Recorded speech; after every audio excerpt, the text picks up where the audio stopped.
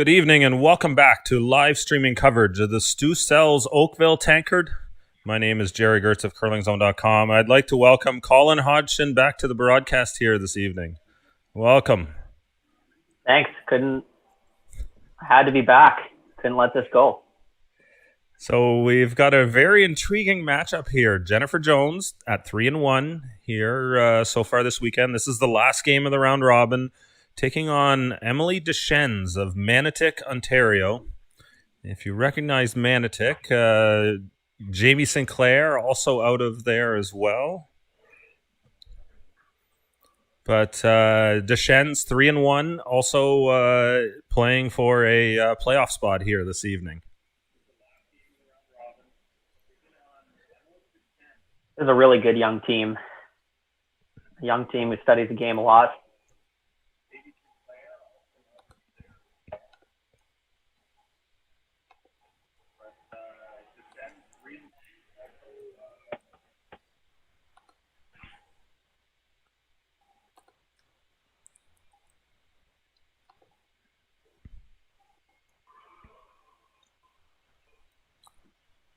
Those are the hardest shots in the first end for a lead, especially when you don't get a lot of practice shots to play that back house freeze.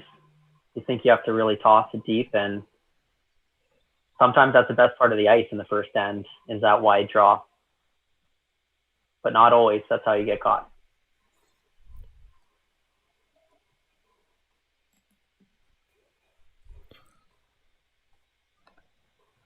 So the Deschenes team here, we have Emily Deschenes as the skip. I hope I'm saying that wrong. Somebody correct me if they know the proper way. We've got Emma Artichuk at third, 18 years old. Emily herself, only 17 years old here.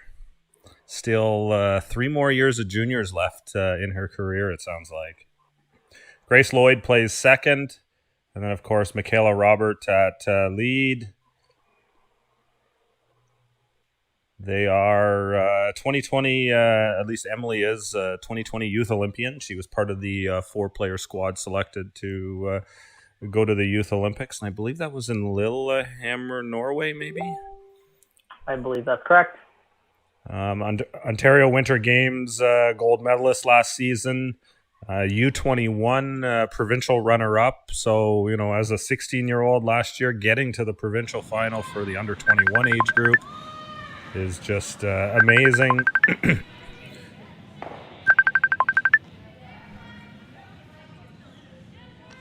What else here? We can probably run down a few more of these accomplishments with this young team, but impressive to see their accomplishments so far. I already have a comment from YouTube from Allie. Asked Colin, will your team have matching masks for curling season? Yes, we have made some Princess Auto masks. That's our title sponsor. We've been making lots of masks at Dynasty for all sorts of teams all over the world. A ton of it in the U.S. Obviously, with return to curling happening sooner than in Canada back in the U.S. Pretty much every club that I know of that's been in contact with me has been having a full mask mandatory part of being a member. So, yeah, absolutely. I'm going to be as careful as possible and respect my competitors. That's my stance on it. Absolutely. If I have the ability to, and I've done some workouts with them on, I haven't really noticed a huge difference. Yes, there's a tiny amount with how much oxygen you can, bring in when you're doing physical activity, but I don't think it's so detrimental to the point of not being able to wear one. And a fun fact is, if you take our masks and flip them upside down, they do help with the anti-fog. So if you have any kind of mask, if you can get that mask tight to your nose on the top, it might actually help you with classes for you curlers who have the automatic fogging happening. Because it's probably impossible to curl if you have glasses that fog, I'd have to say. Yeah, there's treatments out there that you can put onto your glasses. I've heard some things like even wiping shaving cream on your glasses and just cleaning them off will leave just a little bit of film on there that the moisture won't accumulate on it. Something to note in the first end here is how much finish there is with that out turn as it comes off the line. There's a lot of swing after the guard. Yeah, this is the spot on this sheet. Sheet 4 at the KW Granite Club here. It runs a little straighter on the walkway side. We've certainly seen that throughout the weekend in our games as well. So, yeah, one side's got a little bit more swing than the other. Something you will see sometimes in curling clubs versus arena ice, where you tend to be spoiled a little bit. Absolutely. There's such different ingredients to go into making club curling ice than there is to arena ice. How strong the plant is, the air temperature, the slab temperature. It's really like, you can probably compare it to tennis, whether you're playing on a clay court or a hard court or a grass court. There's not much of a difference, and those differences can be very helpful for certain teams, whether it's straight quick ice or swingy flow ice. Certain types of games and releases are going to play better into that.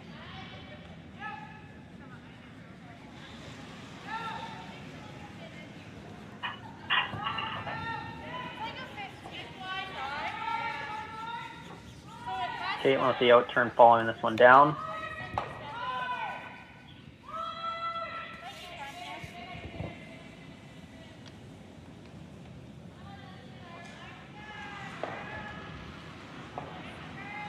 Wow, what an incredible shot to cross that. Unlock those rocks at the back.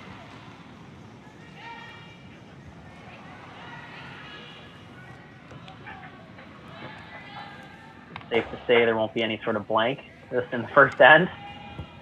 Music to my ears. Love when teams get after it in the first end. Yeah, I'm not sure what the profile of this Deschenes team is. I haven't seen them play yet, but we obviously know JJ likes lots of rocks in play. And we saw the same thing last night. Susan Froud and Jennifer Jones went head-to-head on the 9:45 draw last evening. Susan Froud actually sneaking out the win, and that is Jennifer's lone loss here this weekend.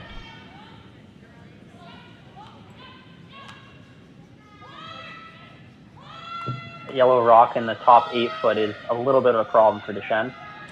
Needing to move it, make some more space in there.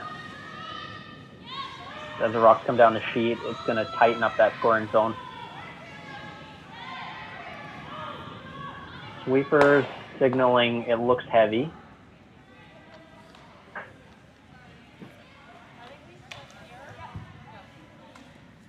Jumping around to move it. Excellent shot. As long as you get that anything behind splitting the T line, it's helpful for your cause. Looks like Deschenes is sitting one very close for second shot. For the eye test, I have Jones as second.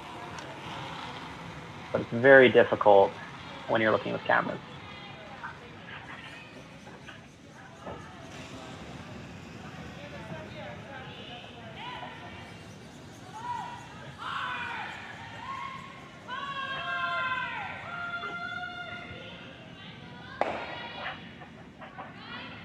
Caitlin throwing an absolute meat cannon. That thing was trucking down the ice.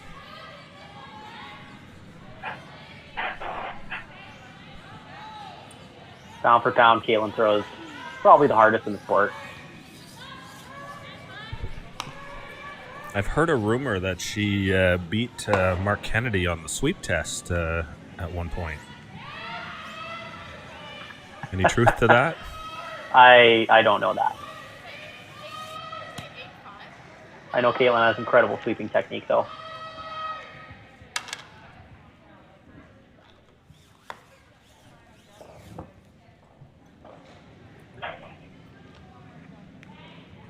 I have a question from David Coffey. What is the penalty if two sweepers sweep a rock? Is it treated like a burnt stone? There is no current penalty. Go ahead, Jerry. But teams who are, egregiously breaking the social distancing rules, there's a good chance they will probably be told to leave the building. That in itself is a good enough reason not to break it. Yeah, we've been working with the teams over the weekend. Matt Wilkinson is the club president at the KW Granite Club. He's been working on trying to educate the curlers, and that's really the process that's going on here. We have moved to a full mask mandate as of this morning, with changes in the guidelines for the province announced on Saturday, on Friday. It is Saturday today. So it's something that we definitely look at as well. And so Matt's really been working on trying to keep the curlers in line. Most of the time, it's just confusion over what they're supposed to do.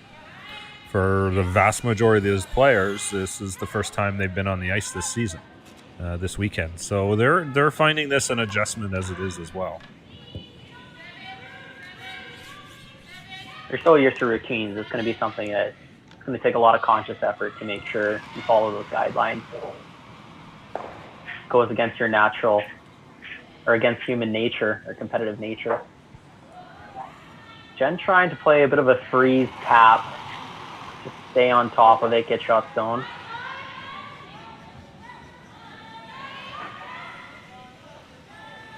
Pretty close based on the sweep. It's an excellent shot. Moves both reds at the back, so now she's hitting first and third shot.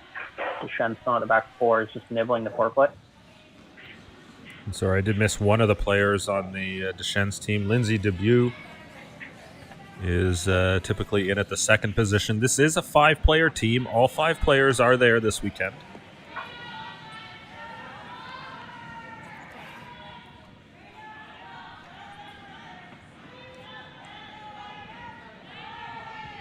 I already have a correction, Jerry. The Youth Olympic Games were in Lausanne, Switzerland.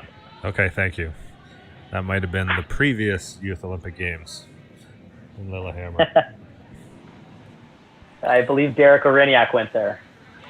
Okay. From Manitoba. Yeah, it's the years are flying by, that's for sure. Yeah, Derek was out of Manitoba there as well. That's correct, right? Same club as we have played at for the last few years, or practiced at, is the Granite Curling Club. Nathan Young Winnipeg. out of Newfoundland and Labrador, St. John's there, and then I can't remember the 4th player on the team. Northern Ontario.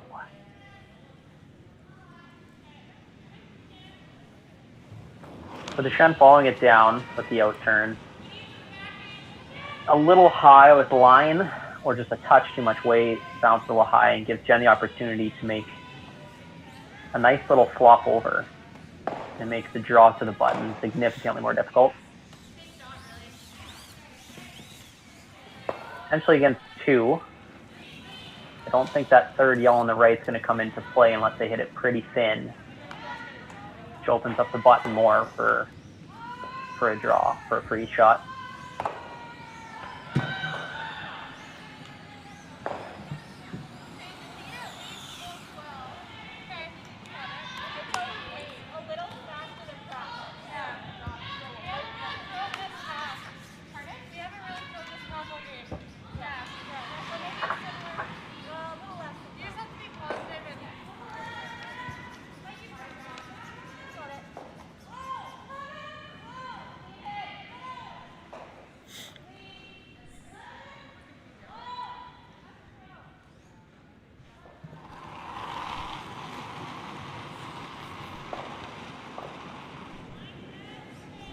Just gets enough curl to get the inside. Looks like that'll be 2 here for Jennifer Jones to get started.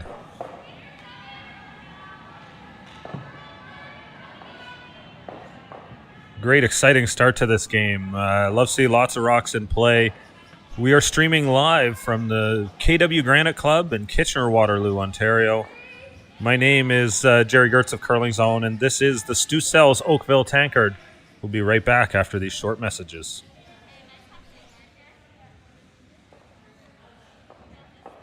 When I sweep with the Gold Line Fiber Light, I feel like I'm sweeping on TV. That's life. More surface area, better results. It's that easy. It's that easy. You need to sweep for weight. You need to sweep with this. Now, every time I curl, people ask me, what are you sweeping with? What are you sweeping with? What are you sweeping with? It's a gold line. It's a gold line. It's a gold line. It's a gold line. And it's the choice of champions.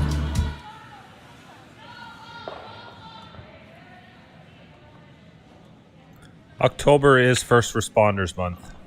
It's a special cause from Firehouse Subs, with franchise owner Patrick Morris being a longtime supporter of the Stu Sells series. Thank you, Patrick, for all the support that you've put towards curling around the Greater Toronto area.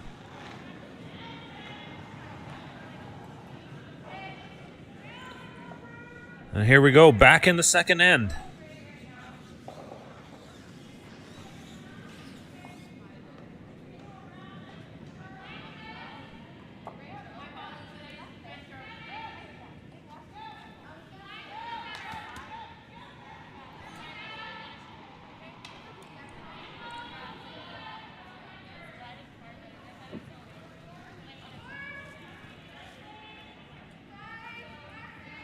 Still waiting to get into action here.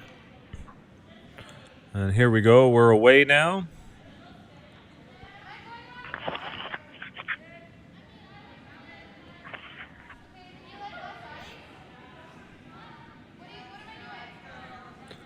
So Jones first stone into the rings.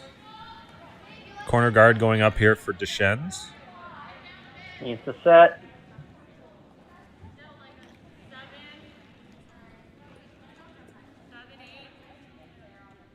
Slides deep into the rings, lunge and to whack it.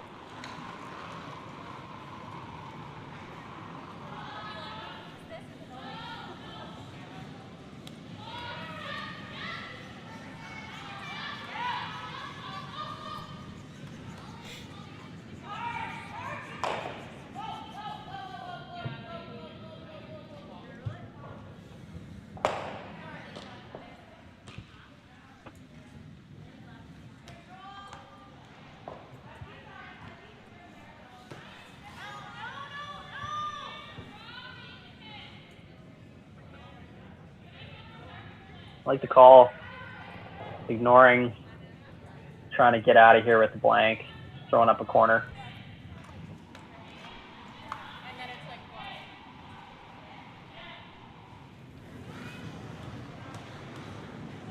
Good to see aggressive play at a young age.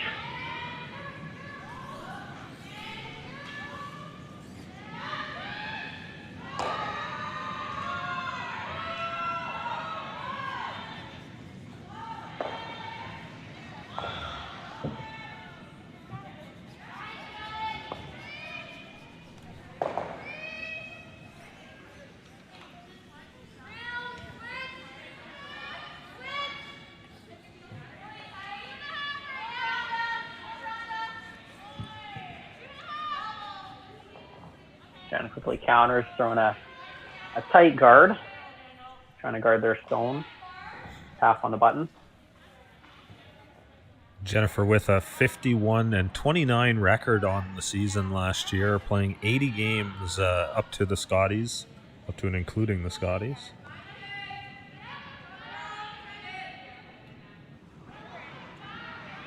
Of course, we've got Lisa Weigel in the lineup at lead. Jocelyn Peterman is here at second. Caitlin Laws at third. And Jennifer is the skip. And, of course, throws the last stones for this team out of Winnipeg.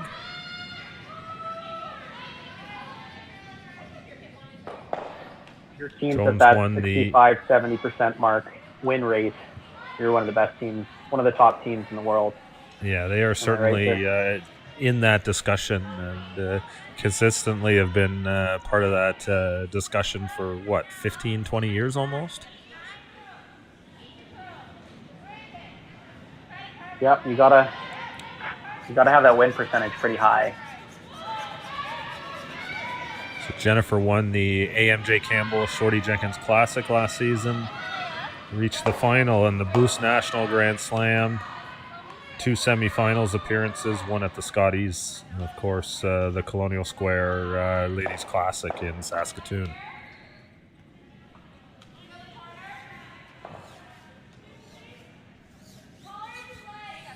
Excellent run back by Team Deschenes there. Just making contact is absolutely key in getting rid of that lined up center guard button combination. Not as important to get the rock out, although it's helpful. You just got to move it away and make sure you can actually score. Forces Jen to maneuver this rock somewhere else, because that's a danger one for her team.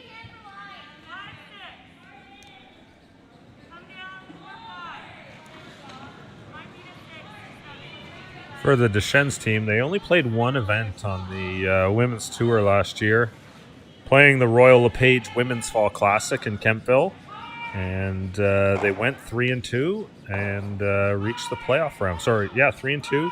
Qualified out the B side to reach the playoff round.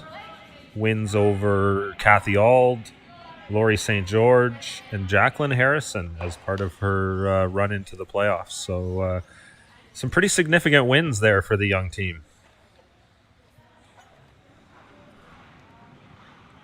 I can see why by these aggressive calls and forcing it.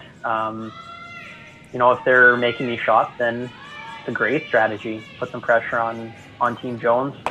An alternate shot where a lot of teams would do it here would be to try to make the double on the backwinds and roll towards the middle, preserving the single and hoping for a cheat suit. This is just going for it, knowing this is the type of shot we need to make to get two, and I don't mind it. It's sort of that idea where you start to learn, right? You kind of got to push yourself to make shots like this and put yourself under a bit of pressure, and you just get better from that. I don't think there's a better purpose for playing in events like this for young teams than to try to compete, challenge themselves. Good come around draw. Team Jones needing to throw a more aggressive shot, playing the freeze. Maybe make a little movement. If you could ever get to it, tap it, and roll a little inwards towards the center line would be very helpful in being able to play defensive shots up too in the second end.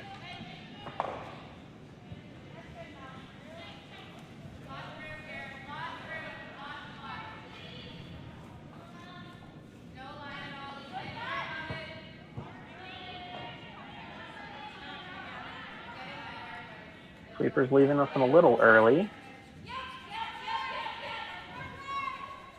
Nice one coming in here. Wow, was that a lot of finish.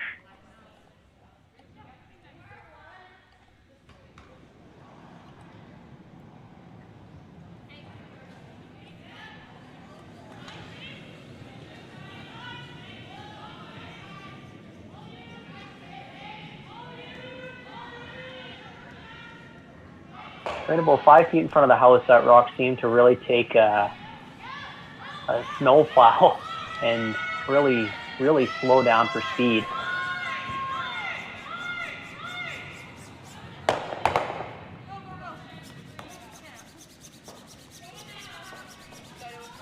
Start playing aggressive, you might as well continue, like this call.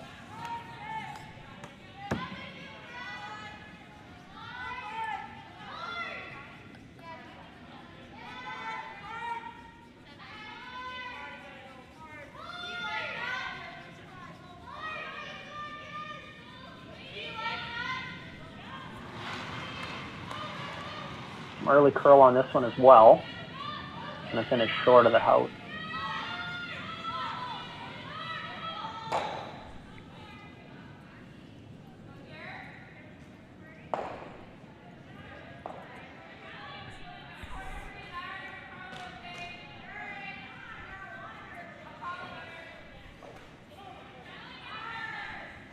Jones resorting to the same shot, playing the freeze.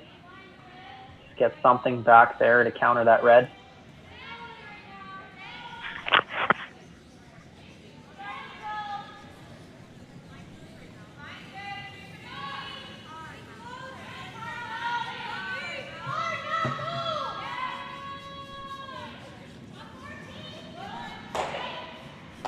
Sweeping much more aggressively on this one, knowing that this is probably going to take a hard turn.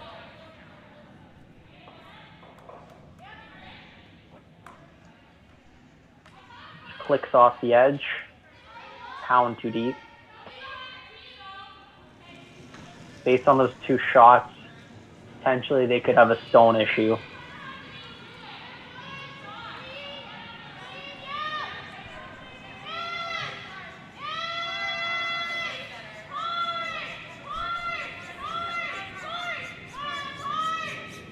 Now for Deschenes, continuing to push the play to the outside around that corner guard there.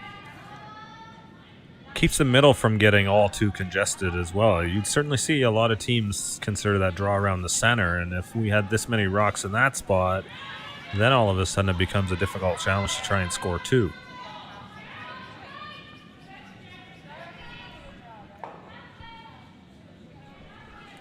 Good communication on that shot. Sweeper flipped around, went to carve mode.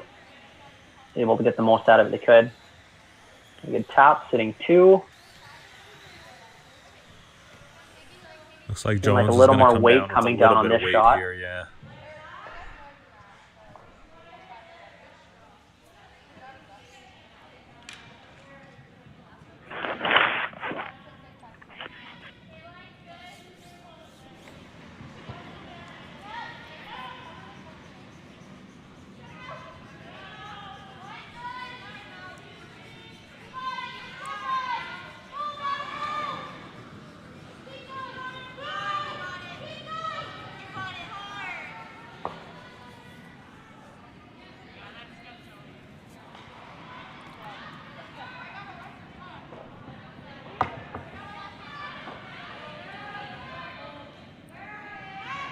One more weight on this one, looking like a more of a board weight type shot.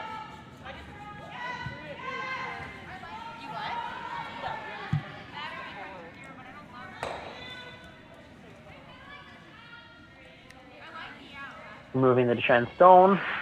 Jones sitting 1.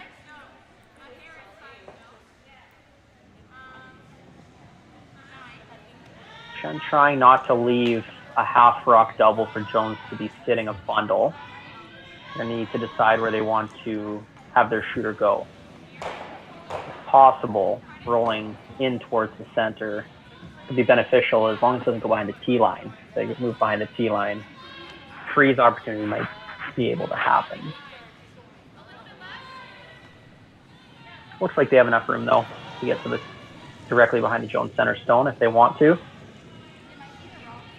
Option B would be to roll to the right behind the corner guard, forcing Jennifer Jones to make a freeze or a draw around the center.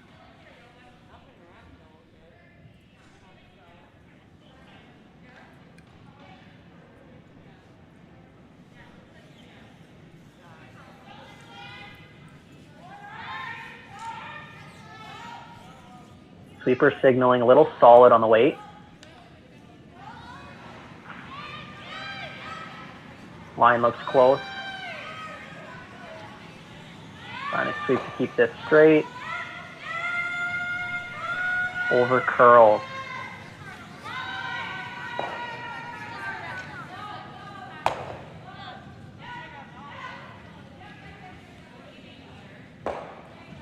Jones may be sitting 2.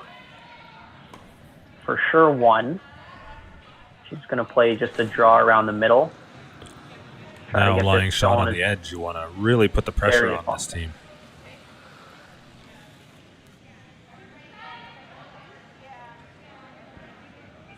She can 3/4 bury this one, just biting the top of the button. It's going to be an incredibly hard score for Team Deschenes.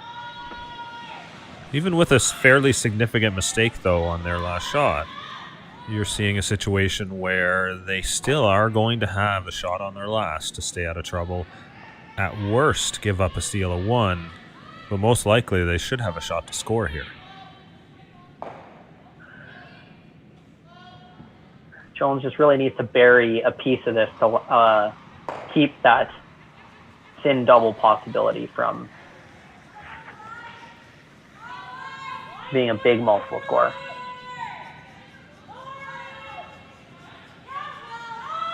Jocelyn going early for line.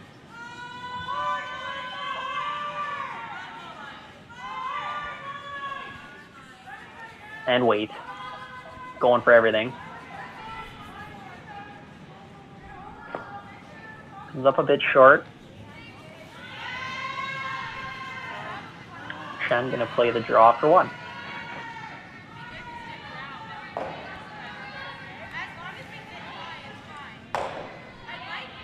This is the side that curls a little bit more, as you've been identifying on some of the earlier shots as well. When one side curls so much more than the other side too, the weight can be significantly different.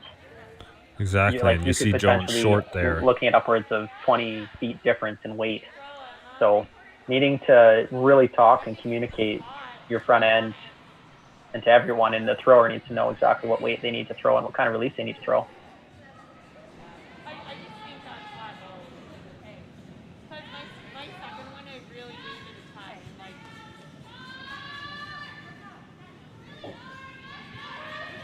Gentle add on that one. Early, the sweeper, outside sweeper's not liking it, but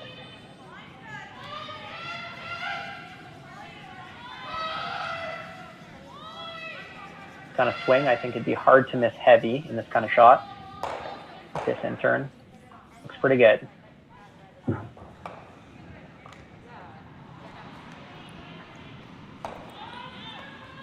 Great. And there it is. Put a single point on the board.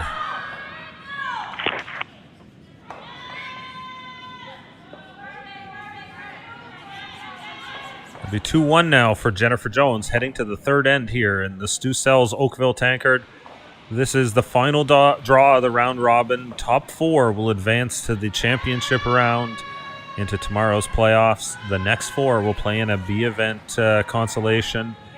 And all those playoffs will go tomorrow morning, 9 a.m. Eastern Time here at the KW Granite Club.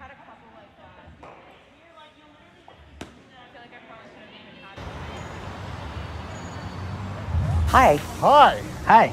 I'm Sean Chang. My name is Chris. Hi, I'm Phil Hanna. And I'm an RBC mortgage specialist. I can meet you where you work, where you live, or halfway across town. Unia Mortgage Specialist. You can find us anywhere, from here to here, and even way over here.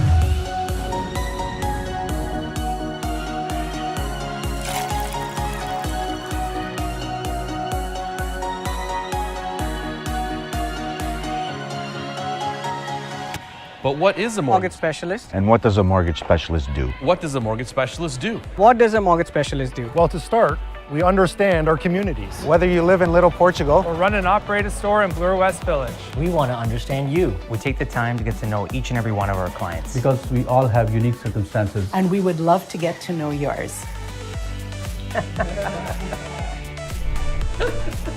So, let's meet at your closest branch. Or maybe over a cup of coffee. So we can understand what matters to you. We're here to support you. And we never, ever leave our clients behind. Whether you're buying your first home or your fifth, or even when you're looking to build your dream home, we bring our deep understanding of the real estate landscape and our communities together under the one team of RBC. Para melhor atender você. Because our goal is to help you achieve yours. Our goal is to help you achieve yours. And we'll work tirelessly to make your dream home a reality. To make your dream home a reality. Your goals and dreams deserve an expert. Come and see an RBC mortgage specialist today, where we won't leave a client behind.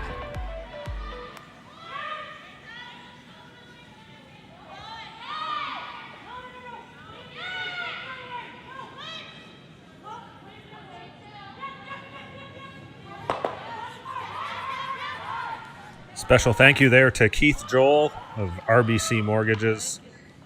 Keith has been a supporter of the Stu Sells series from the beginning, and we really appreciate the support. The momentum on this series continues to grow. Stu, with 8 events originally planned for this season, from men's, women's. There's also a men's event out in Halifax, the Stu Sells 1824 Classic. We've got juniors, under 18, mixed doubles, as well as a entry-level, sort of like an under-5 type of competition. So, yeah, really exciting to see how this has grown, and really appreciative of Stu for the support of curling from top to bottom in the sport.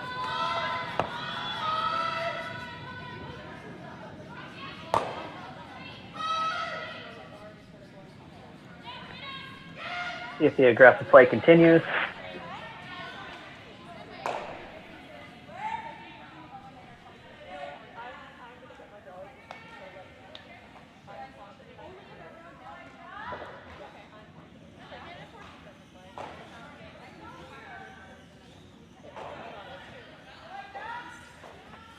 Now we have a good view of the house, and very clearly there was a great tip shot made, and I wonder how that happened.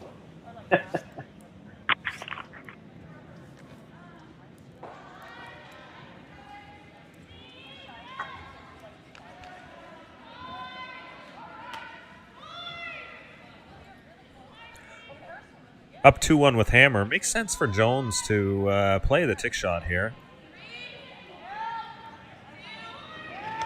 We're going to have to start getting used to that. That shot is, unless a rule comes into play that's not going to allow it, that shot is going to be utilized because of the difference it can make in a game. Yeah, we're now seeing Team Jacobs even start to use it a lot more often. And, when you've got a team that good using it, it's certainly time to consider a rule change to manage that. We looked at the Grand Slams, and Pierre Charette put together a no-tick zone rule for the Champions Cup. It certainly was based off of data, because that season going into the Champions Cup, the men were 94% to win, tied with Hammer in the last end. That's a high number. I'm not sure if somebody should be 94% to win a tie game.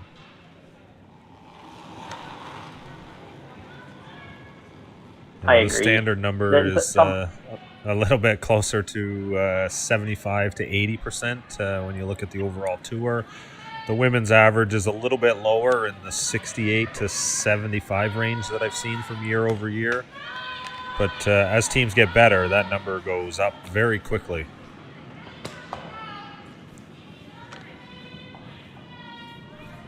It's something we'll have to give as the teams continue to perform and learn from each other and evolve. Finding ways to neutralize the offense, because that's the end goal is to score more points than your opponent. So we're going to have to continuously evolve in the sport and figure out what makes sense. If leads are making tick rates at 90+%, that can dumb down the game and can neutralize scoring, especially if you can roll into the house. That's an automatic deuce if you have Hammer in some situations after your lead's first shot. So we're going to have to figure it out as a group for sure moving forward, because the level of play across the board. Like, we didn't have 17-year-olds competing against legends of the game when I was growing up. This is the new norm. Everyone's getting better. So we'll have to find ways to continuously push the limits of the game. And I make it agree. fun to watch. I think that's the biggest part of it, is that the level of play just keeps going up. And, the sport wasn't built originally for the type of players we have now, the skill level that's part of it.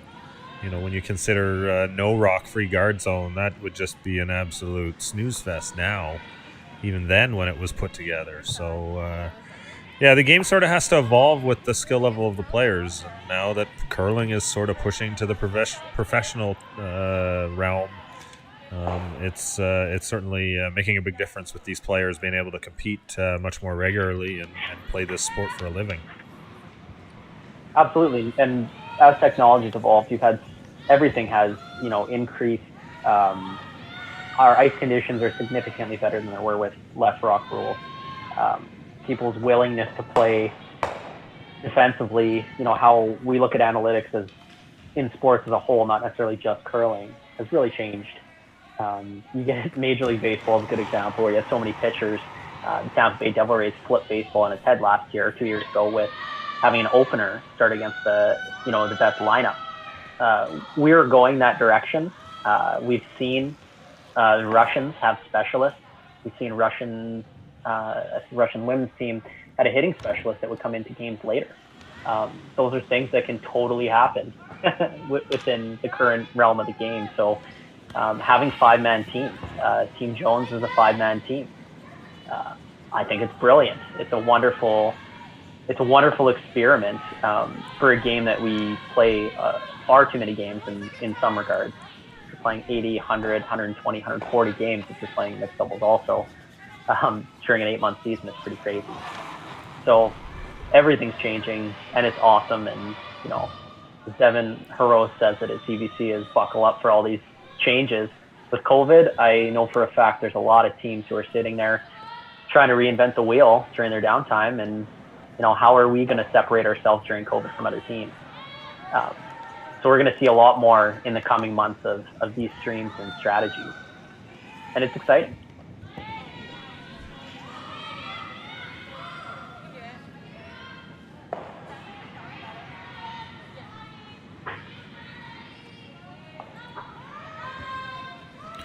Yeah, I agree with your sentiment there, Colin. I think this is a good time for teams to kind of try and figure out how to reinvent themselves. You look at some of the injuries players go through out on tour, it's the kind of thing where, you don't really want to substitute somebody into the lineup that you don't know. And so you see a lot of the top teams who travel a lot, when they are missing somebody, they'll just tend to play with 3. And, that's not the best look for the game at the same time either. And, if you've got that 5th player who's regularly part of the team, and that's the Jones plan, they're going to rotate the lineup. They're going to get Lisa regular play as part of the team, and she's, as Jennifer says, she's a full member of our team. And so it just gives them the chance to have somebody to trust to fill in and give players a break. When you've got that nagging injury that it wouldn't hurt to sit out a few games, it's nice to have that break, isn't it? Absolutely. There's times probably on every team during a season where someone's not at 100%. I don't think it's reasonable to expect everyone can be always ready to play in such a repetitive sport.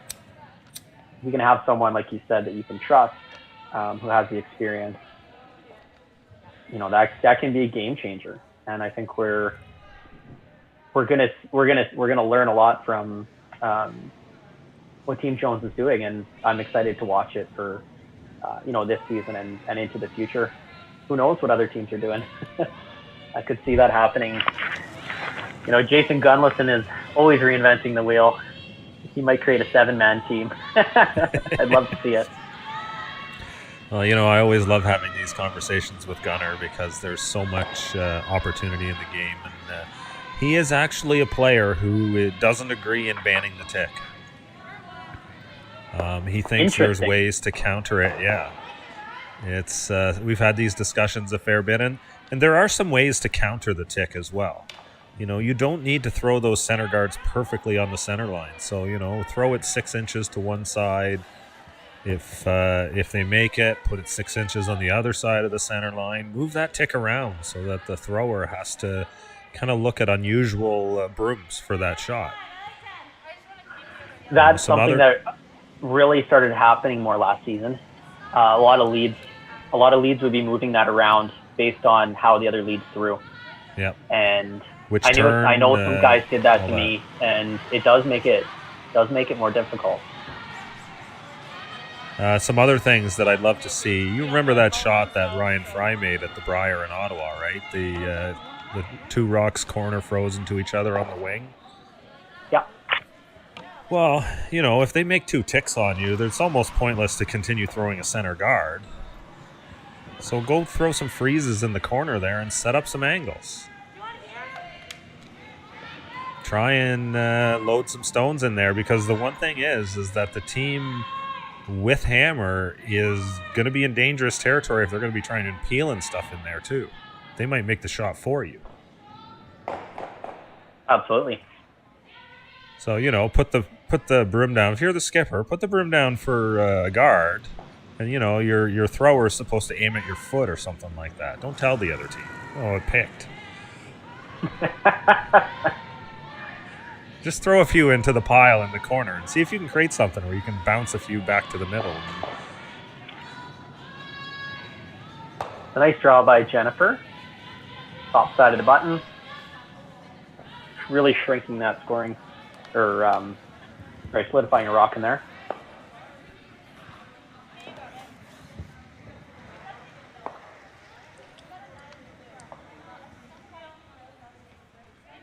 We are up over 700 viewers on the stream right now. If you're watching tonight, please go to Curling Zone on Facebook, or take the link of the YouTube stream and share it to your friends and family. That would go a long way in helping us stretch out this content, making sure we get lots of people to watch along. let people know there's curling on. We could really use your help to spread the word. So, fire away. Throw it out there on social media. Please. Thank you. And please post your questions. I got one from Dana Cullen. Actually, not a question, comment. She said, thanks for the broadcast. It's helping keep me sane while I take this season off as a precaution. Appreciate you taking it off as a precaution. Number one, be safe. And number two, thanks for tuning in. Yeah, certainly we're seeing, a range of approaches here by the teams, like Dana, several teams not playing much this year. And it all comes down to the personal situations. You were talking about it is a challenge on your end as well. And so you need to make sure that any situation you put yourself into is in the utmost of safety. Whereas other people aren't necessarily in the same boat. And so, it's every decision out there, I think, has to be right for the person making it. I completely agree.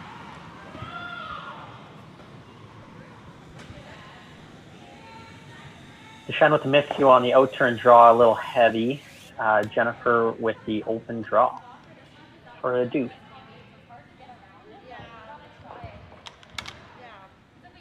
Sleeper's back right off this one as well. And it is going to stop in the back 8 foot. Score 2 and a 4-1 lead after 3 for Team Jennifer Jones.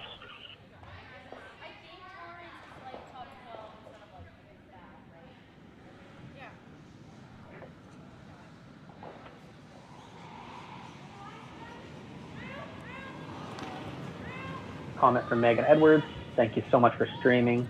I've been so eager to see live curling content. You and me both, Megan.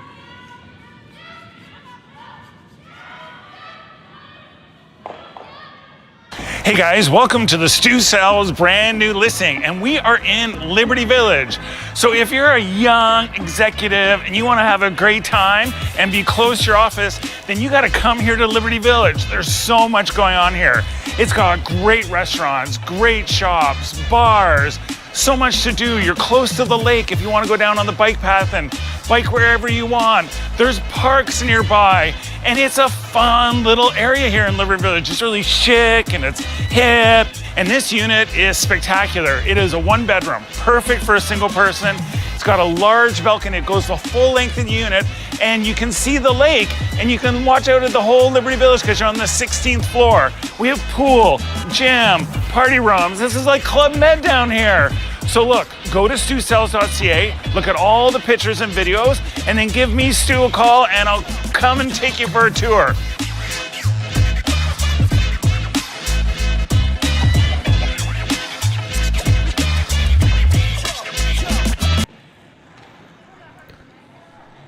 That's the guy you want selling your house, isn't it, Haji?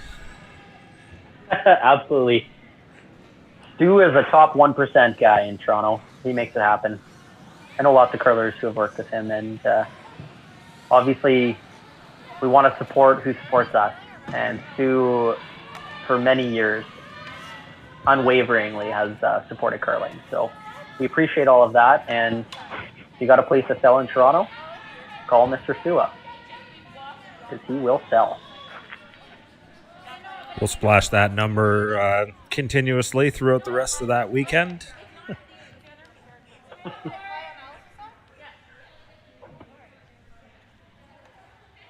If you have questions, that's great. Post them on sorry, go Facebook ahead. and post them on YouTube. We see them pop up on our screen for YouTube and Facebook. We're monitoring.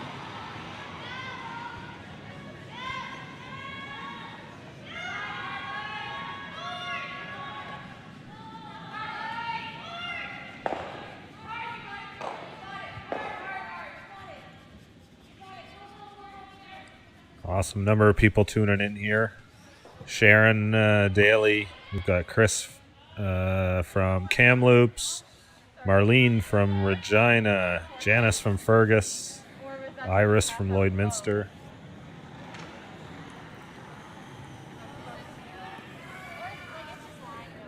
Sounds like Blaine Walsh is conflicted. Loves Team Jones, but he knows Team Deschenes very well. Who are you cheering for, Blaine? He's hedging a little bit. Or they're hedging a bit. Ooh.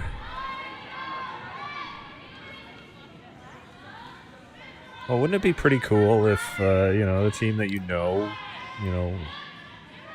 actually wins the game against their legend? Yeah, that's pretty exciting when you do that for the first time. Yep. It was nice to have chalked one of those up in my day. I'll take it. I'm pretty sure I never got that opportunity to Kevin Martin, though. I think I'm old for. Yeah, I remember this story about bear hunting one day at a slam.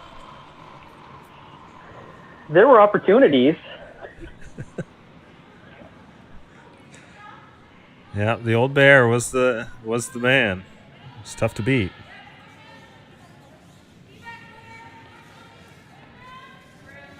Oh, we got Alabama, Bryce Russ, tuning in. Hopefully barbecuing something.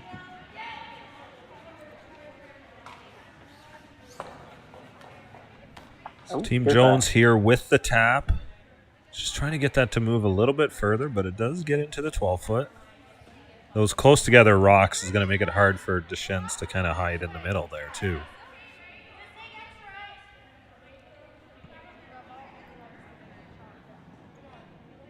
Question from Rebecca. I believe that's Rebecca Clark. Do you think it's reasonable to think that no sweeping behind the tee line will stick around post-COVID? You know what? I think what's going to happen is we're going to have to change our rules on the fly. We could be doing it from event to event. A lot of other sports are doing it. They're following different guidelines. Are we going to be bubbling? Are we not going to bubble? What's going to be required for events? I think it's going to be, we're just going to have to work together, figure out what makes the most sense. I respect logic more than anything. So I think making the best choice possible. The sweeping rule behind the tee line, when you look at the recreational game, it probably doesn't hurt to get rid of that rule. Where that if the other team has control of play, the other team has no rights to sweep. It just lays as it is. Because it just reduces interaction and getting in the way with each other around there.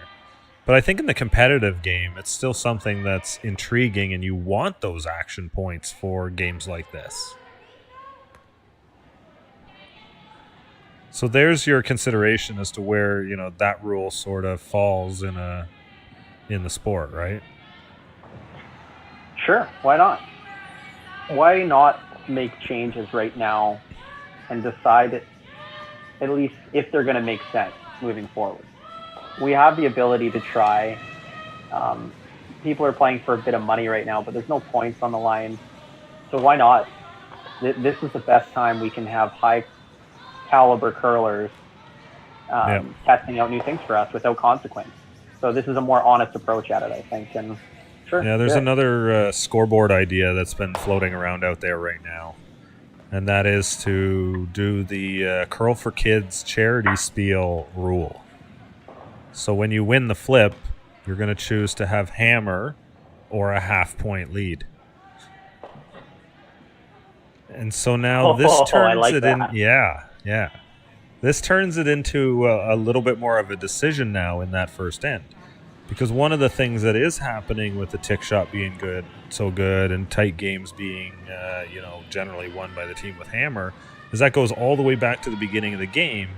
And on some of these higher skilled events, like the Grand Slams, the Brier, the Scotties, the Worlds, you're seeing teams with the hammer in the first end winning upwards of 70-75% of the time sometimes.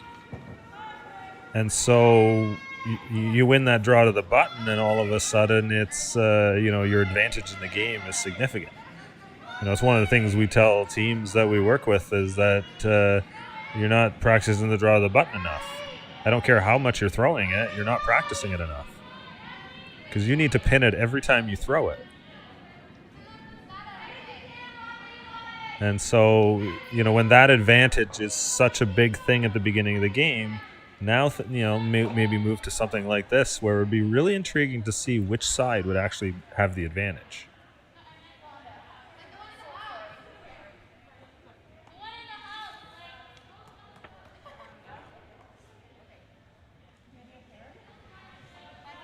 We have the legendary Jill Officer watching the broadcast.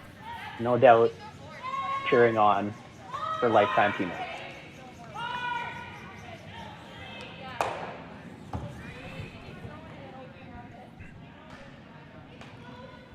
I have a question from a Chelsea K, just because I don't know how to pronounce your last name.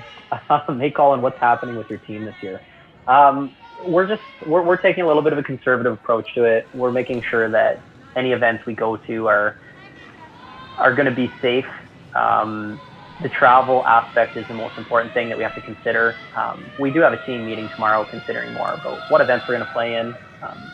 So as far as we stand, we're right in. Nothing's really changed other than we're just going to make the smartest choices we can as a team to make sure that we're healthy and safe, and we're just going to try to do our best to perform. Yeah, the first event that I've seen so far, the Atkins Curling Classic, I believe the end of October there. You'd have to check Curling Zone for the scheduled dates. Just click on the events and you can see there's a men's event and women's event planned. And that's what I believe is first scheduled event. I think those are the types of events that your team's certainly going to be looking at this year, isn't it? Yeah, pretty much. We will be doing a lot of practicing and training camps, I imagine. We have Arlene Anderson watching from Philadelphia. Go Phillies. Welcome, Arlene. That is the matriarch of the Anderson curling family, Sarah Anderson and Taylor Anderson, the twins that are part of the U.S. program. And I believe there are 3 or 4 other sisters as well. Taylor's the bane of my existence in mixed doubles. She makes everything.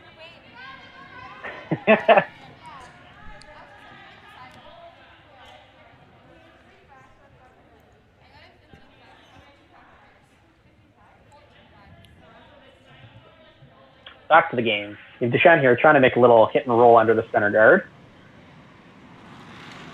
It has a chance to set something up here.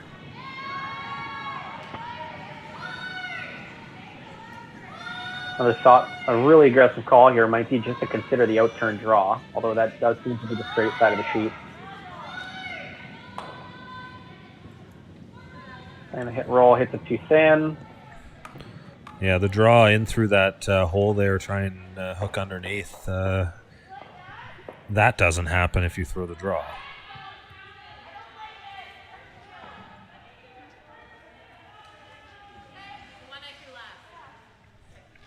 It does look like a lot of ice, though. If this is... This being the straighter side of the sheet here.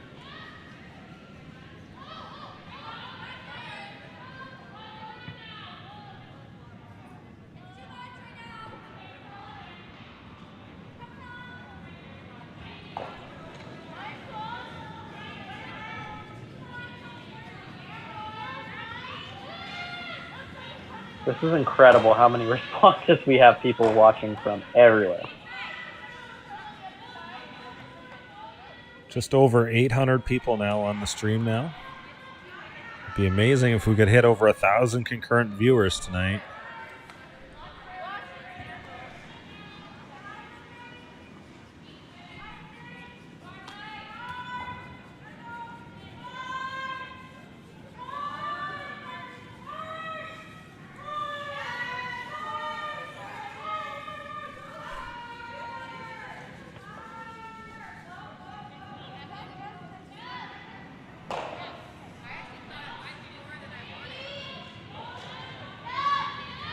Jones looking to draw that deeper into the rings there. Just gets into the 12-foot.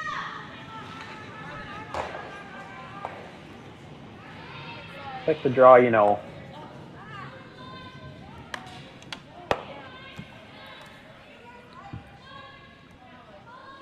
Good move. Asking your front enders what they think. How many more to come here? Is this last stone or is this first for Deschenes here? Very difficult doing this from home on the live stream. I will give the MLB announcers that. They've been saying it for weeks, and I totally understand their frustration. Trying to keep up with questions and posts and everything. Yeah, we're doing our best here to try and pick up our cues and make sure we know who's what and throwing what. But we're definitely missing that view of the back and other situations here. So sometimes we're not certain of who has shot. Definitely how many stones to come is sometimes a challenge. So I see 7 yellows, so this must be Deschenes' first shot.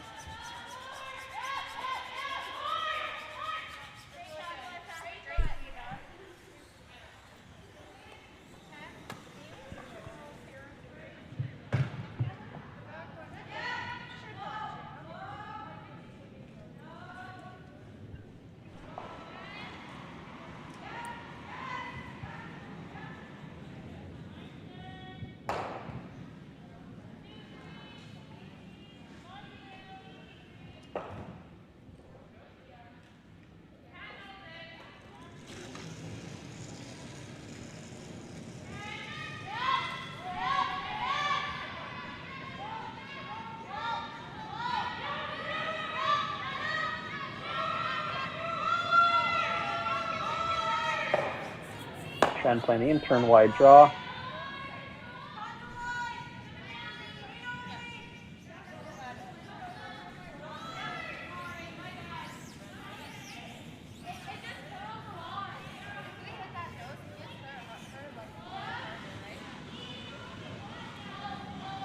that rock coming quite a bit short there.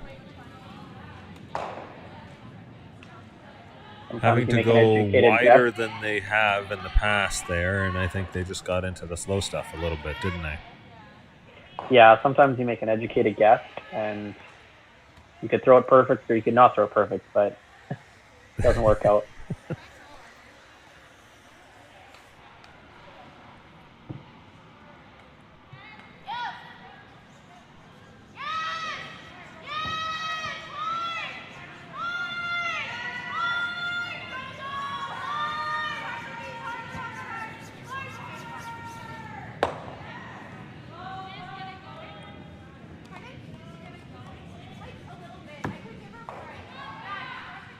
We have Mark asking a question. It has a question on masks. I see everyone wearing one. Our club has indicated we can take off once on the ice.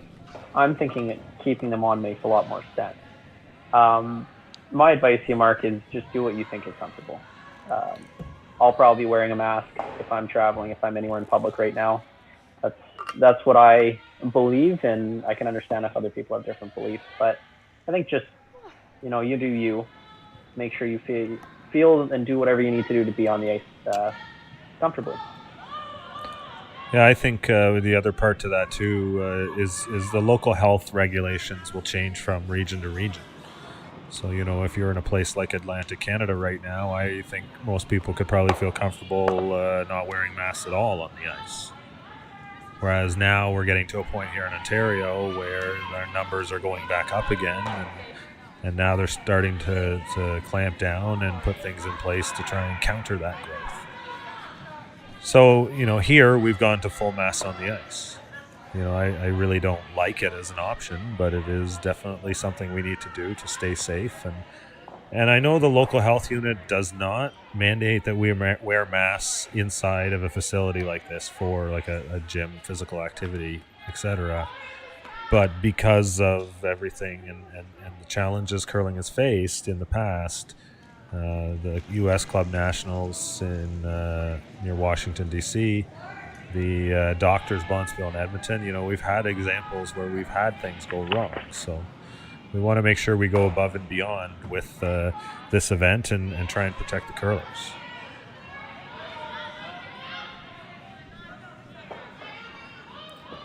Temperatures so are taken. Just needing to hit this. Yeah, Deschenes just needing to hit this a little bit high. Score one.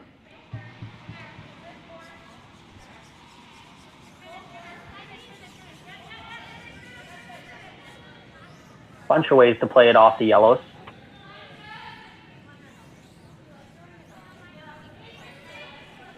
The icing here is important. Just take the ice, the safe ice that you know gives you the best chance.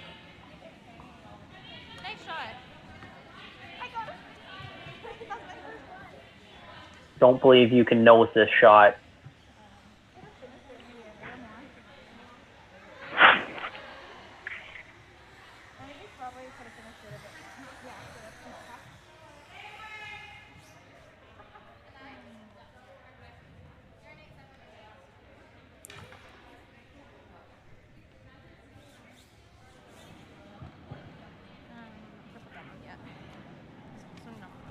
Final stone here of the fourth end.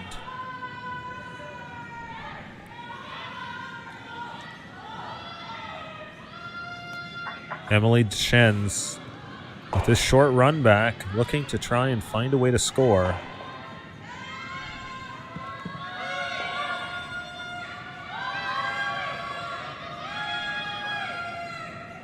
Close.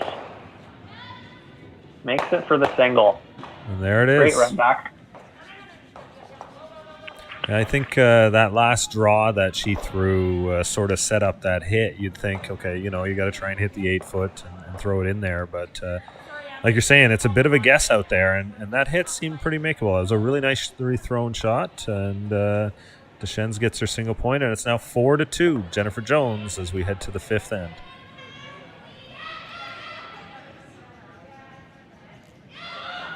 No matter what speed you're comfortable with, the G50 line has a shoe for you.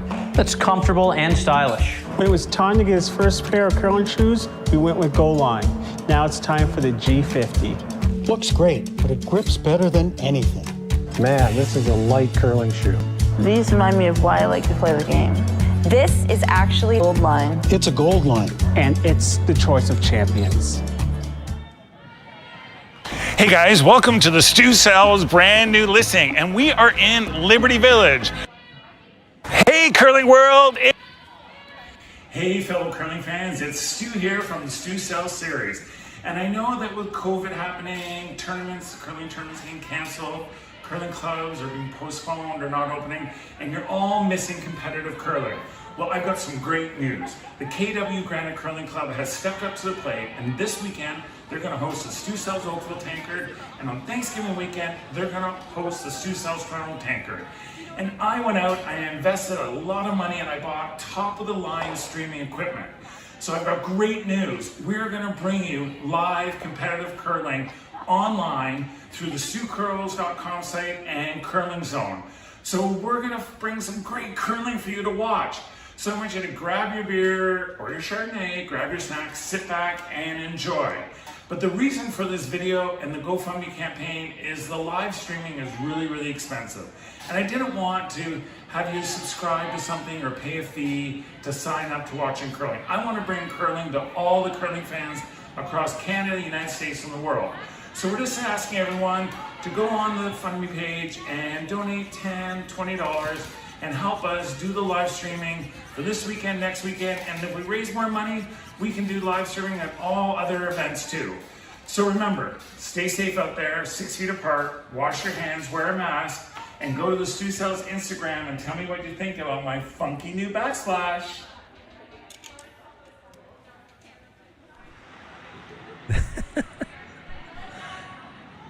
That's Stu Sankey of Stu Sells Realty.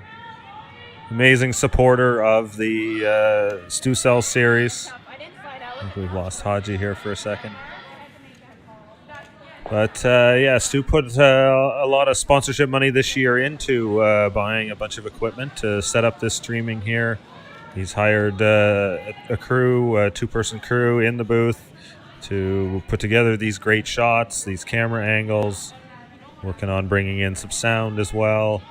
But special thank you to Evan Seacombe and Steve on the camera, Rylan Hartley behind the scenes as well, helping organize things. And you know, it's really takes a lot of efforts to put this stuff together. And with the work for Stu to invest in this, it's certainly going to help make more of these events possible.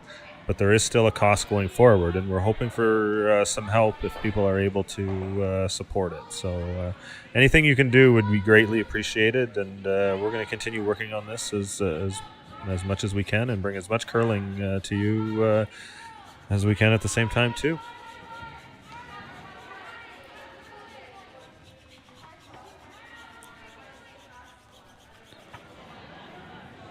My name is Jerry Gertz of Curling Zone, joined by Colin Hodgson, lead stone from Team McEwen. Thoughts on the game so far, Colin? Well, I think Team Jones just had some really good rock placement. And Team Deschenes just needs to make a couple more of these aggressive shots, the ones that are the ones that you go out of your comfort zone. I think those are the shots that are the difference these days between winning every game. It's always one or two, and it's always the ones that are the uncomfortable shots when you're playing a new pass or you're taking ice you're not comfortable with. And those are the ones you gather with experience, and undoubtedly they have a lot of experience for a young team, and they're gaining a lot more this game too.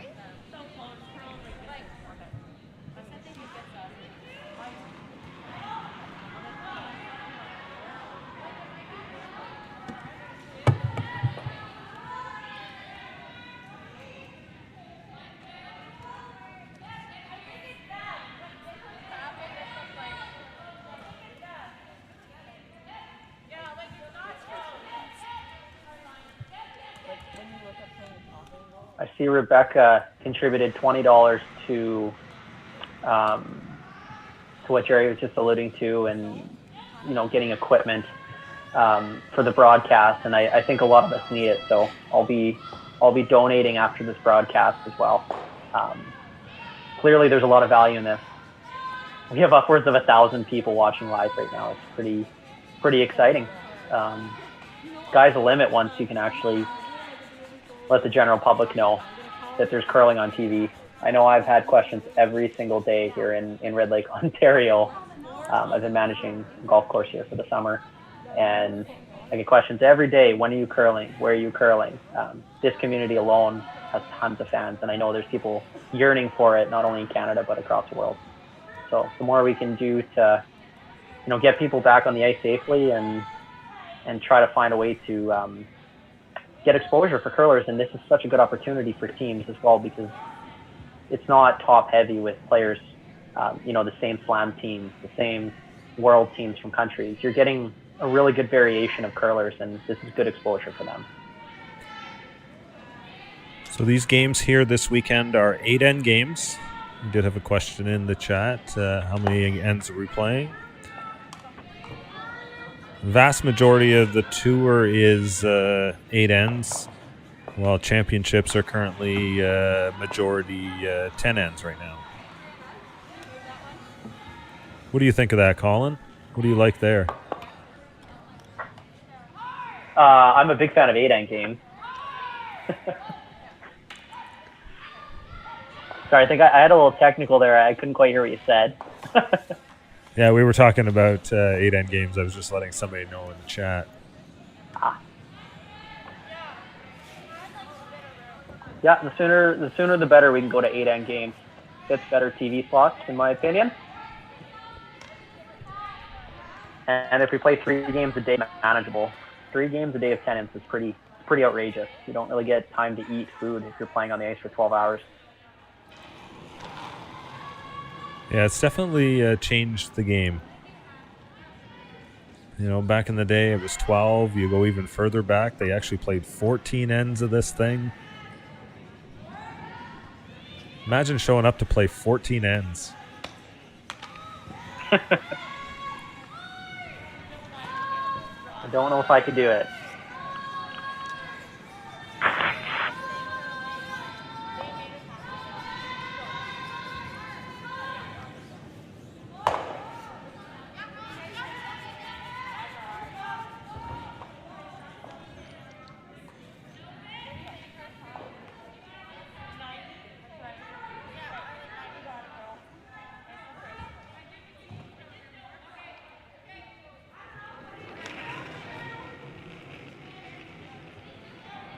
Tom Clace does not agree with me. He's a fan of 10M games.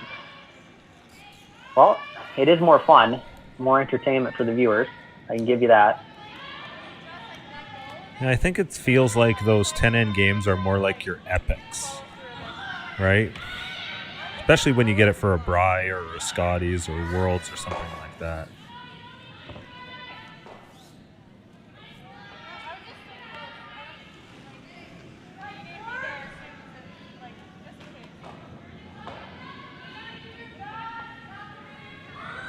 Caitlin's just trying to rearrange these stones. Trying to unlock the red-yellow freeze and to stay on top of that yellow and just hit a million. To unlock this, stay on top of it. It's an excellent shot. Just rearrange those angles.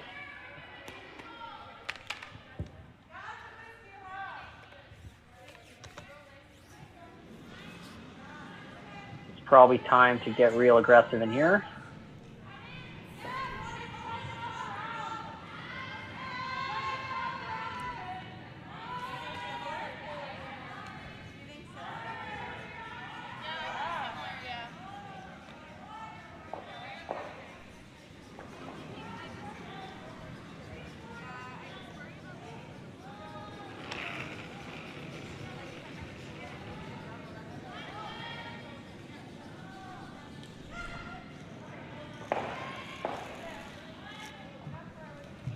Makes a back double and roll.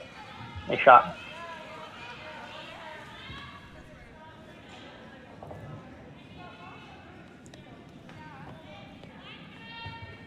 Does lie 2 now. Jones with the hammer here in the 5th end. Do you take it on? Do you take on the shot to sit 3 or 4? You know what? I like this shot better.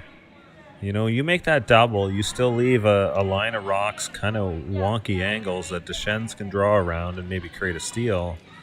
This call Jennifer's making is actually going to open things up a little bit. She's going to make one of the reds go away and is going to kind of create all kinds of short angles, and that if Deschenes hides under one, Jen will still have something.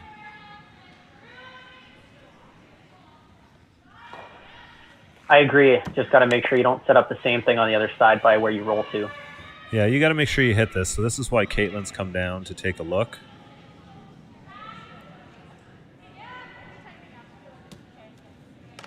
You're going to create a big wall of rocks for Deschenes to draw around, though. Something to... You don't want to create a whole wall to go around where you have to make a run stick.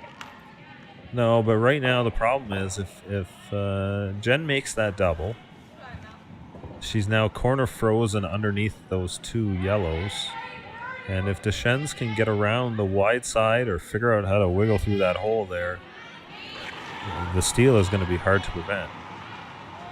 Or at least it's going to be a tough shot for Jen to score.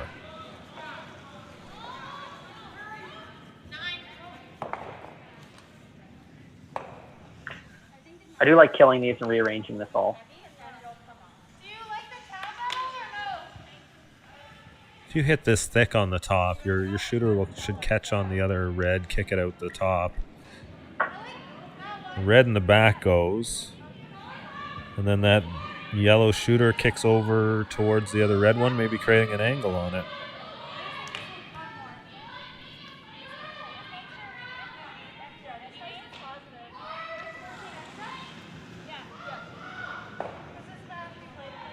Aim is gentle. Trying to make a precise roll, I imagine.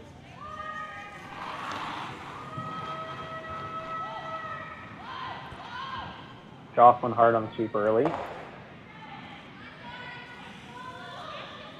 Good shot.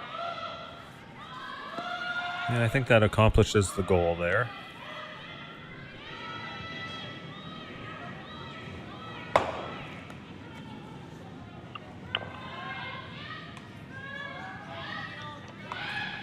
Just broke 500 concurrents on YouTube.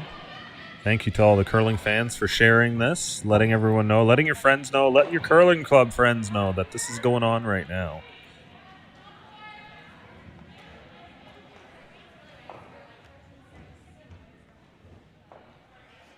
It's Saturday night and we're watching curling. Watching it with Canadian curling coach Elaine Degg-Jackson. Thanks for tuning in. Welcome, for the Elaine. Encouragement. Always one of the great people I enjoy running into on the road at different events and talking a bit of curling. I imagine she has to be watching this game. Working with some of Canadians' young and upcoming athletes, female athletes, as well as tried, tested, and true.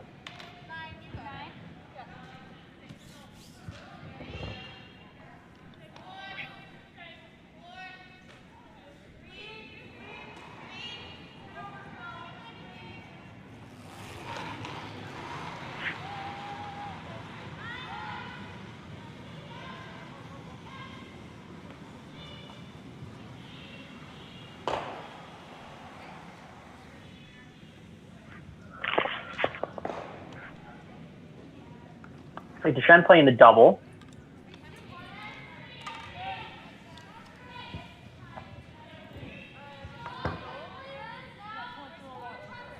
Won't be second shot after this.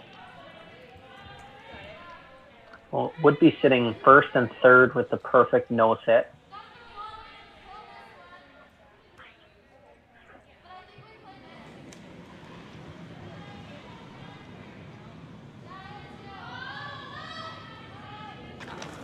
A little gaps on this one. Sweeper's not touching it. Looking a little wide.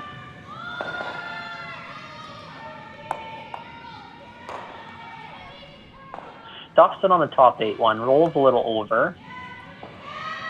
Deschenes hitting first shot. Jones second. Third. Fourth. Deschenes fifth, I believe.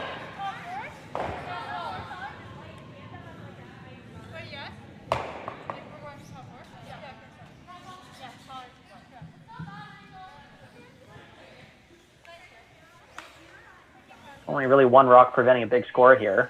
That's that one that looks like it's about half buried. Top of the 8-foot. Jones doesn't need to kill the stone as much as just move it about 45 degrees back at an angle by about 5 feet. You don't need a ton of weight on this shot. Maybe weight you're comfortable throwing. Got acres of space to roll to, in the words of Kirk Myers. Got about a quarter section over there on the side of the 4-foot. So do you play this aggressively, Colin, to make sure you get a good roll, or do you have to stay in the rings on this one?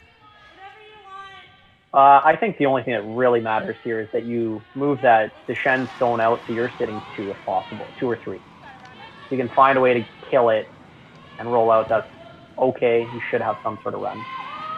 Or a draw to the 4-foot.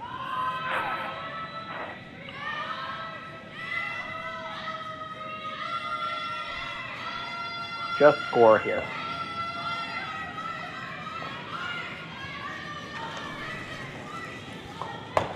Really nice shot there from Jennifer. Absolute beach. Great roll over there. This is just a millimeter thinner. It would have rolled off and would have been sitting a bundle, second, third, fourth. Yeah, it did just catch in the back a little bit. Looks like Jones is 2. Yeah, it looks like just 2. Might be able to nose this, make the double to give Jones a hard nose. Maybe a nose hit or 2 after they stack upwards. Can she hit this on the nose and make this double and stay? Because if she can, she might actually force Jones here.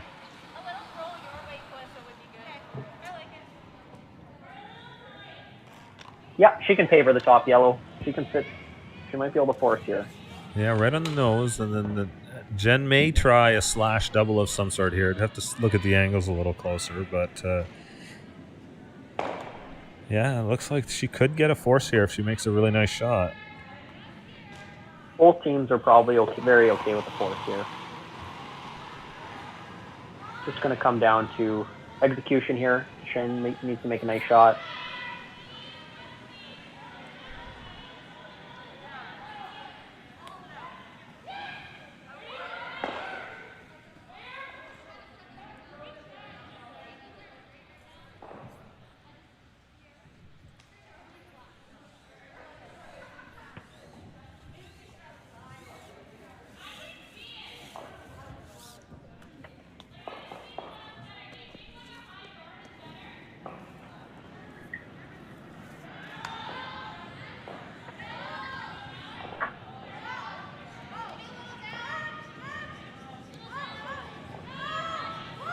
Up over 940 combined viewers between our streams. Amazing.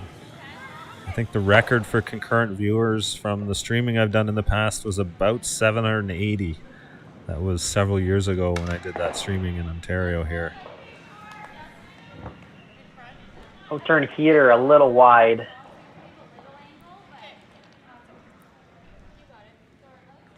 Jones is counting up how many she has an opportunity to score. Sitting 1.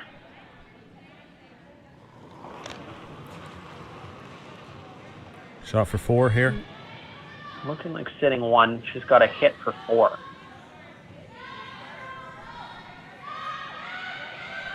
It's going to be really interesting which turn is chosen. It'll really give you an indication on what the ice is doing. The fact that this is taking a long time is indicative of what's going to happen here.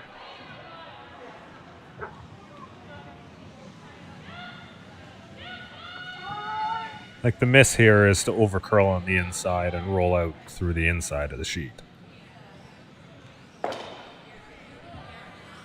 think this is entirely personal preference. Personal preference of how you like to throw the shots, and just build in the miss. If it's a curling spot, you can take extra ice. If it's you like to throw the straight one, you can take super negative.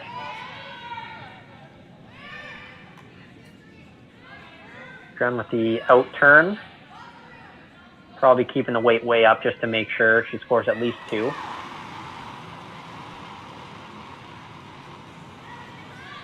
Yeah, as long as she makes this stone go away, she will get 3 here. Looking pretty close based on the sweeping. Jocelyn going on it. Making And the for roll. 4. For 4. Count them up.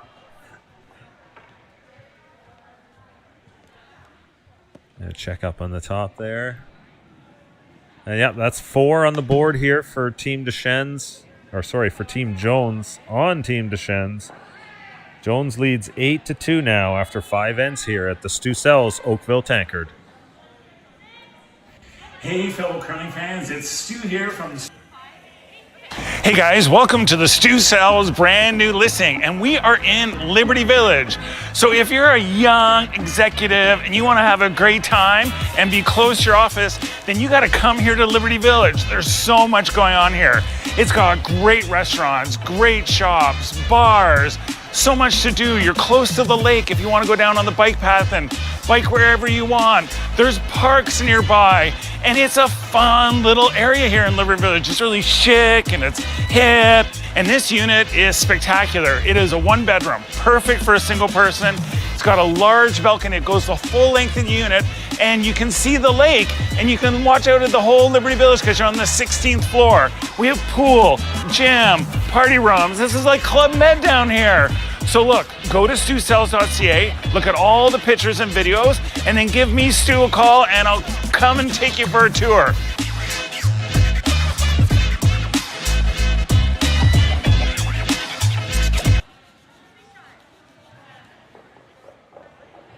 No matter what speed you're comfortable with, the G50 line has a shoe for you. That's comfortable and stylish. When it was time to get his first pair of curling shoes, we went with Goal Line. Now it's time for the G50. Looks great, but it grips better than anything. Man, this is a light curling shoe. These remind me of why I like to play the game. This is actually the most comfortable curling shoe I have ever owned. It's a Gold Line. It's a Gold Line. It's a Gold Line. And it's the choice of champions.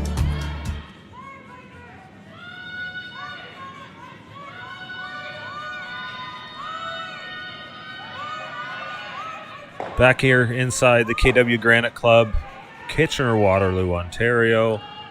Sort of inside and around the campuses of Laurier and Waterloo University.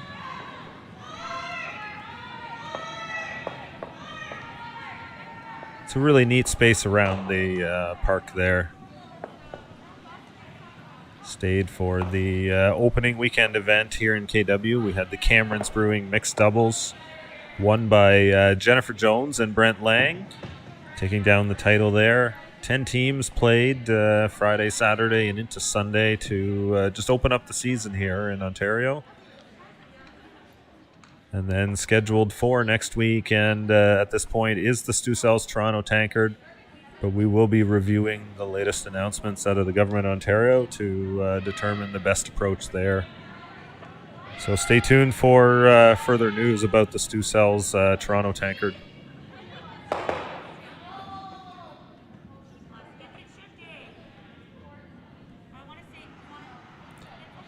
Back into the game here.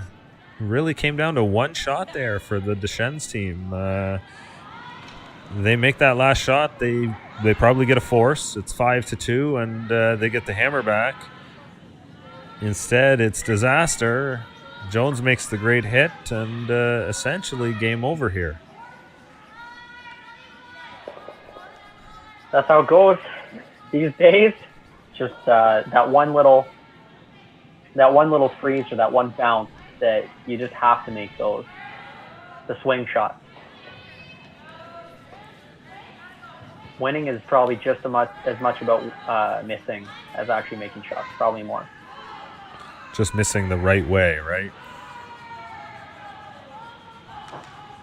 There's some teams who've had a lot of success recently. A good example would be Botcher.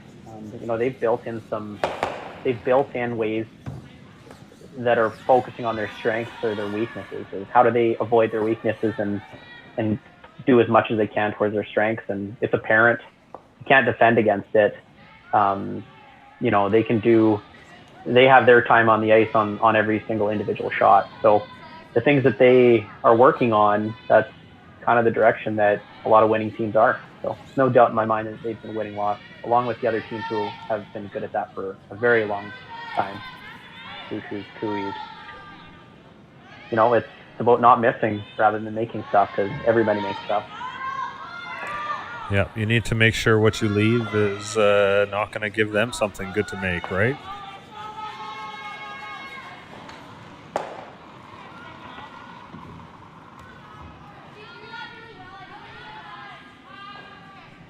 So we are back tonight, 9:45 Eastern.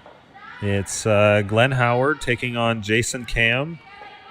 Last I looked, both of those teams were undefeated. Have to check the standings there. It looks like Cam lost to Tippin in the last draw. So that leaves him at 3-1. Glenn Howard is currently 4-0 in that game. So this will be a spot for first place in the pool and a spot into the playoffs for sure. Of course, if Jason Cam loses, he will fall back into a potential tie with other teams at 2 losses. So as we are facing some challenges here, trying to minimize contact, what we're doing for tiebreaker tonight is at the end of this game. So the women will do it first after their game here. This is their last game of the round robin. They will throw a draw to the button to each player, and you'll count the points. If you cover the pin, it's 10 points. If you're into the button, it's 7. Into the 4-foot, it's 5. 3 into the 8, and a single point if you get it into the 12-foot.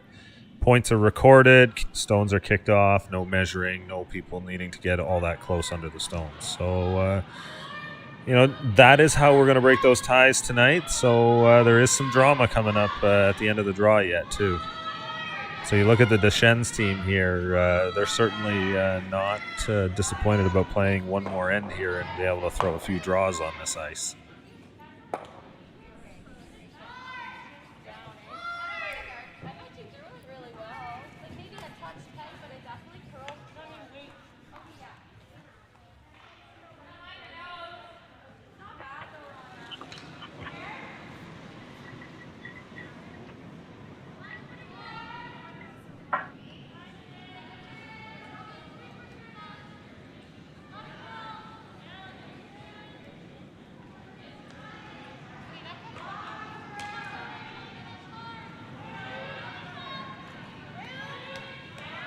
Multiple question time in the YouTube channel. Let's see some pop up on the screen.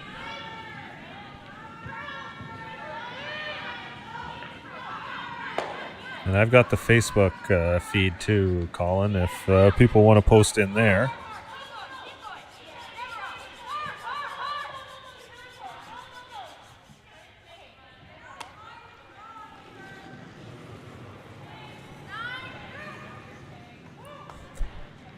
So we do have Tim March in the feed. Says he's mentally preparing for this 9:45 p.m. start.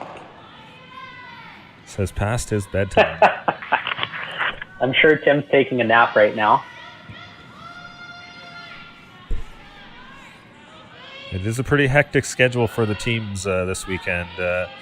5 games over 2 days means 1 day with 2 and another day with 3.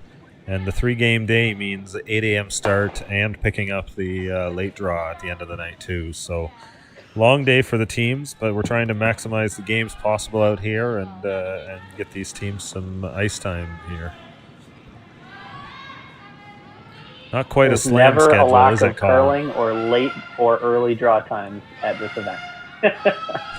No, this is a challenge we have with Ontario. We don't raise the money that we see raised out west, so we just got to stack these events with as many teams as we're allowed to, and which allows us to kind of raise the purses and create some better opportunities for everyone.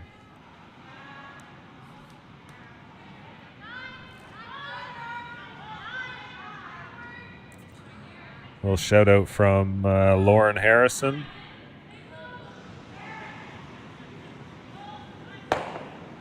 Jumping in because of the share.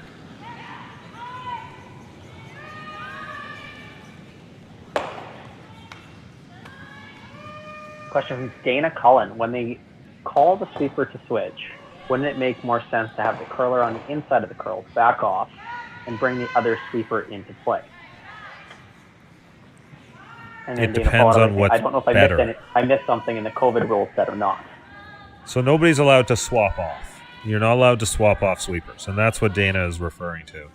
Whether we should allow the second sweeper to sort of tap in and take over the sweep. At this point, the problem with that is just the opportunity that you just create interaction, and you want to minimize that as much as possible.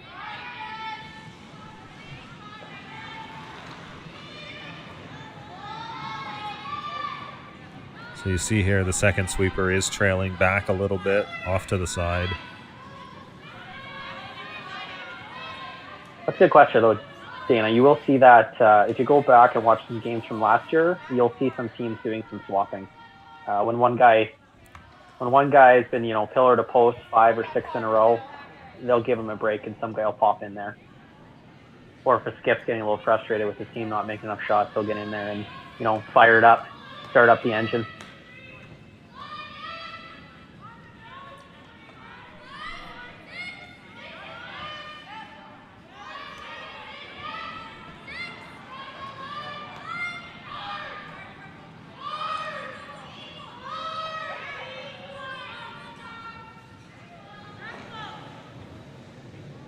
$143 comments already.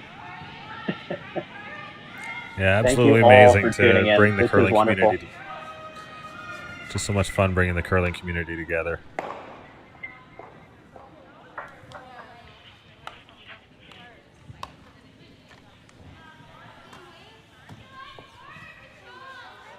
While we're at it, we should just talk about some of the cool things that curlers are doing these days. Corey Dropkin is in the U.S. national team program. He's a young athlete. He played with Keith McCormick. He's been around Schuster's team. He's been skipping his own team, qualified at the Grand Slam this last year. He's an incredible young, motivated player. And he has been setting up a program in the States this year for young teams to really have a high-performance training program who doesn't need to be in that program. So it's been pretty exciting to see that we have curlers, collaborating with curlers. And he's not just working in the U.S. He's working with people all over the world, creating his own thing to help people and give them a resource. So something to take a look for is we do have a lot of young, exciting athletes who are looking to make a difference in the longevity of the game too. Don't think for a second that he's not trying to find the next young prodigy that he's going to play with, to try to go to the Olympics for the U.S. Exciting times. Yeah, I think what Corey's trying to do there has been awesome. He has the opportunity to kind of work in the sport now and picks up a lot of camps and tries to set up weekend events in different clubs and stay active in the sport, sharing his knowledge, but then also, creating that employment opportunity for him to play the game too.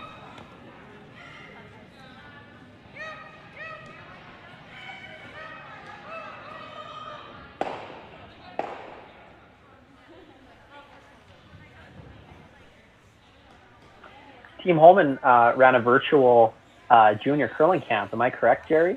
Running. It's coming up yet. We had it's an still coming interview up? with Emma Miskew last week, and I think there's still some spots open in the sessions yet. So if you go over to Team Holman's Facebook page, if you're a young curler interested in joining in this virtual junior camp, it's definitely worth the time to take some of the courses that they're going to do. And, exciting. I think sometime in October is the plan for that.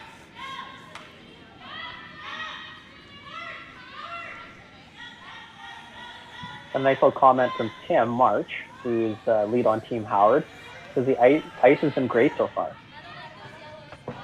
Looking like the speed is really wonderful on any kind of icy. There's going to be paths and valleys, and especially with the types of brooms we use, since the material has changed. We've noticed a lot of different things with how you break down paths. There's a really good example of it where we were playing a mixed doubles game. Chelsea, Carey, and I were playing against Brett Gallant and Jocelyn Peterman. And we threw the same outturn draw 5 times in a row where Brett and I swept it pillar to post. And our ice went from about 14 seconds to about, I think I timed Brett getting a 16-2 to the tee line, which hog to hog that's an insane number. So when we're, crushing past one after another, and that's him more than me crushing that pass. But, you really change the weight by, from 14.5 or 15 to 16.3, that's, 15, 20, 25 feet in one end. Yeah, I think this so is really an important to lesson see what you can do with broom heads these days. Yeah. I think this is an important lesson for young curlers listening to this, isn't it, Haji? The fact that you throw down the path, you sweep it hard, you throw another one down that path, it just sort of speeds everything up. So the expectation is you really need to be ready for something that's even faster than you think it is. Absolutely. And if you haven't thrown a draw since it's set up 2 seconds, you're a skip and you've thrown hits for 3 ends, and you haven't thrown a draw shot since practice. Good luck making that. So you're going to have to rely on your teammates to let you know what it is, and you're going to have to trust that. And, those are some of the most difficult parts of being a skip is, figuring out exactly what way to throw. What felt perfect 30 minutes ago is probably going to be back 12 weight. So communication is so important.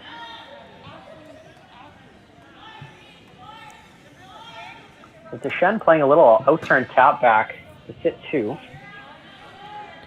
So just another question from Dick Dawson as well about whether the sweeper should be on the trail. It should be trailing the shot to try and create a better viewpoint on it. One of the challenges with trailing is actually, if you look at the sweepers as they go down the sheet, if there's any droplets coming from them as they're moving down the sheet, it's going to be trailing behind them. So like these two sweepers side by side going the sheet right now, anything that they may be expelling is going behind them as they move. It's like walking down the street at the same time too. So yeah, we want to keep the actual second trailing sweeper away from behind the active sweeper.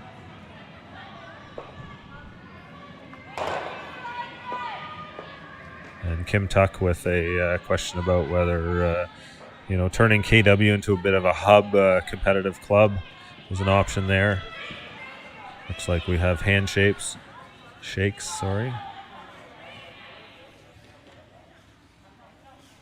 Yeah, so the game's over here. Jennifer Jones, winner over Emily Deschenes. A great lesson for the Deschenes team facing one of the best in the game, Colin.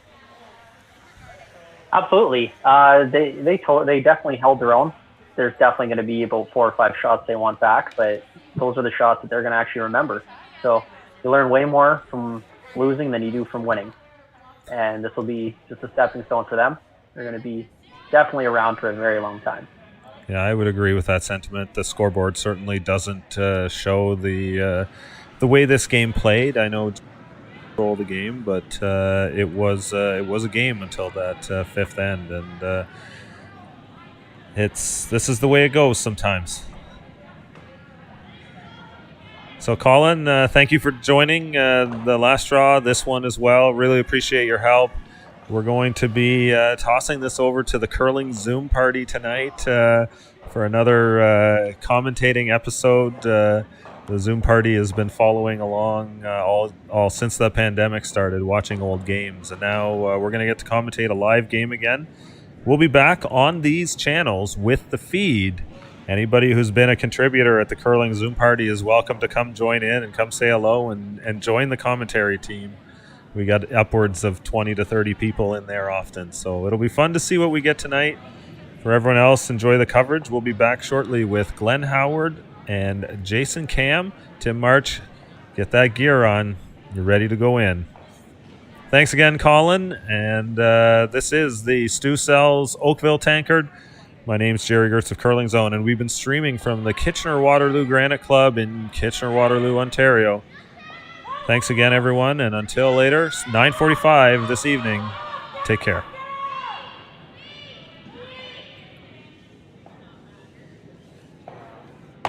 When I sweep with the Gold Line Fiber Light, I feel like I'm sweeping on TV. That's life. More surface area, better results. It's that easy. It's that easy. You need to sweep for weight? You need to sweep with this. Now, every time I curl, people ask me, what are you sweeping with? What are you sweeping with? What are you sweeping with? It's a Gold Line. It's a Gold Line. It's a Gold Line. It's a Gold Line. And it's the choice of champions.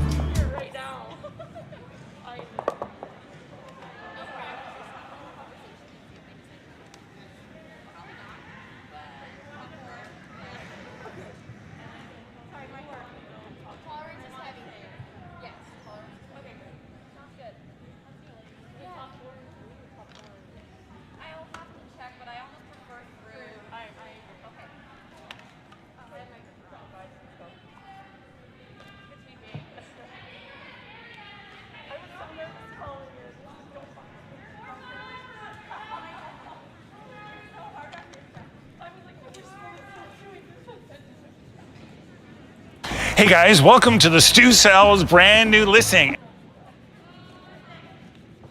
And we are in Liberty Village. Hey guys, welcome to the Stu Sells team's brand new listing. And I am so pumped to bring 113th Street to market. This is a super cool house. We are in New Toronto. The lake is right there. The bike path is right there. Do you know what? I've always said in real estate, this area of Lakeshore, New Toronto, is going to be the next beaches of Toronto. You can see the development. And voila, we have this great raised bungalow. The ceilings in the basement are 8 feet tall, and you have a 1-bedroom apartment in the basement for extra income. And you know what? My client has done all the hard work. She's taken out the wall. She's put in the structural support beam. So everything's there to put a second story on, or you know what? Just come to this beautiful country-like setting backyard and just chill. The home has a lot of upgrades. Like I said, it has the beam. It's an open concept. And you know what? The crazy thing about this bungalow is it actually has a front hall closet, which most bungalows don't. So look, go to stusells.ca. You can see all the pictures and videos of this amazing backyard. You can take a tour of the area and call me Stu and come have a showing.